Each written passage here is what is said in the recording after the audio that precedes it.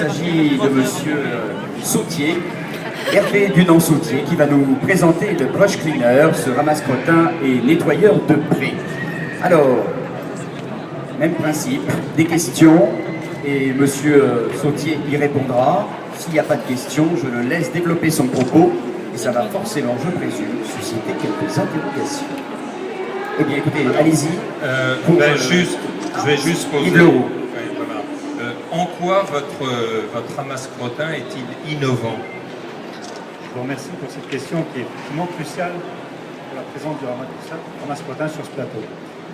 J'ai été en préambule, j'ai été très sensibilisé par l'actualité sur le devenir des dizaines de milliers d'exploitations par rapport aux nouvelles charges fiscales qui pèsent sur elles. Et on a beaucoup réfléchi sur cette initiative de trouver un moyen d'améliorer la gestion, la rentabilité des différentes exploitations. Le ramasse-crottin, dans ce sens-là, en fait partie, puisqu'il va permettre de travailler sur différents plans sur l'amélioration de la gestion de l'exploitation.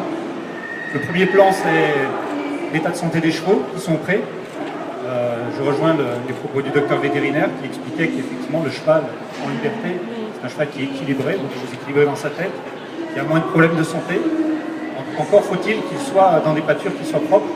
C'est extrêmement crucial, c'est ce que nos voisins anglais ont compris depuis des années, qui n'est pas toujours pratiqué en France. Pourquoi? Parce qu'on est face à des problèmes économiques, utiliser du personnel pour faire ce genre d'activité, qui n'est pas très valorisante en termes de ressources humaines.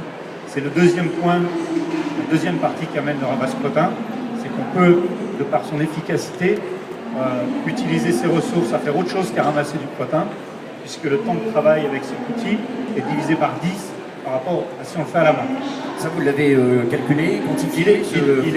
Il est quantifié. Il y a une vidéo qui tourne sur Internet sur le site www.ramasse-crottin.com que vous pouvez aller voir. En 2 minutes, on ramasse le crottin que d'habitude on met plus d'1h30 à ramasser. Ça correspond à une zone de reflux de 3 chevaux pendant une semaine. Donc là, on améliore la rentabilité directe de l'exploitation. Ensuite, plutôt qu'avoir des stagiaires qui passent leur temps à balayer les barns, je trouve que c'est beaucoup plus intéressant d'avoir une machine qui le fait. Les stagiaires s'occupent de l'état de santé de vos chevaux et du développement des capacités physiques de vos chevaux. Est-ce qu'il y a des questions déjà à ce stade-là, du propos, des réflexions? Non? Alors poursuivez, je vous en prie. Alors je continuerai tout simplement sur un troisième point. Une fois qu'on a balayé l'état de santé du cheval, la meilleure gestion des ressources humaines, la qualité des prairies est améliorée grâce au passage du brush cleaner, tout simplement à travers l'effet nettoyant. Il ne ramasse pas uniquement le crottin, mais il va ramasser également tout ce qui est mousse. Au fur et à mesure que vous allez le passer, vous allez améliorer la repousse de votre herbage pour éviter typiquement le ressommage de votre herbage systématique tous les ans.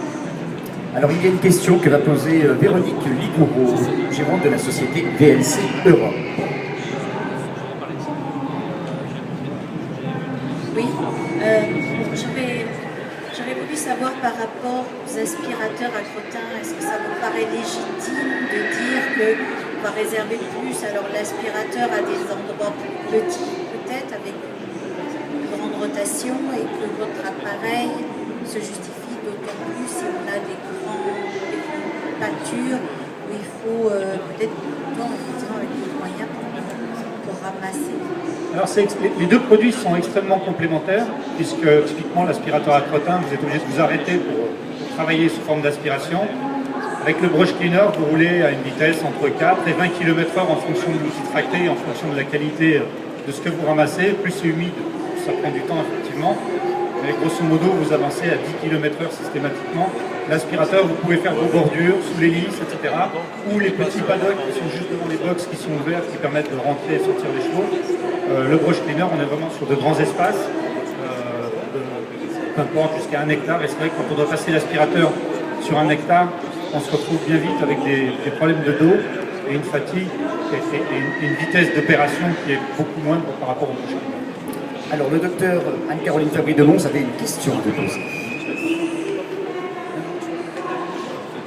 Moi je me situe moins sur les petits paddocks, mais plutôt dans les grandes parcelles normandes avec beaucoup d'humidité, un taux d'humidité important aussi dans les crottins, donc des crottins qui sont plus ou moins moulés à sec. J'ai eu l'occasion d'essayer il y a à peine 1 mois et demi une machine concurrente de la marque Amazon et on a été extrêmement déçus par le résultat. elle broie elle-même l'herbe en plus de ramasser, mais malheureusement, alors il faut broyer tellement ras pour arriver à ramasser correctement une quantité suffisante de ces crottins qui collent au sol de par l'humidité du sol, de l'herbe et du crottin, que ça en devient des pâtures inutilisables pour les chevaux avant qu'elles ne repoussent, il faut un mois.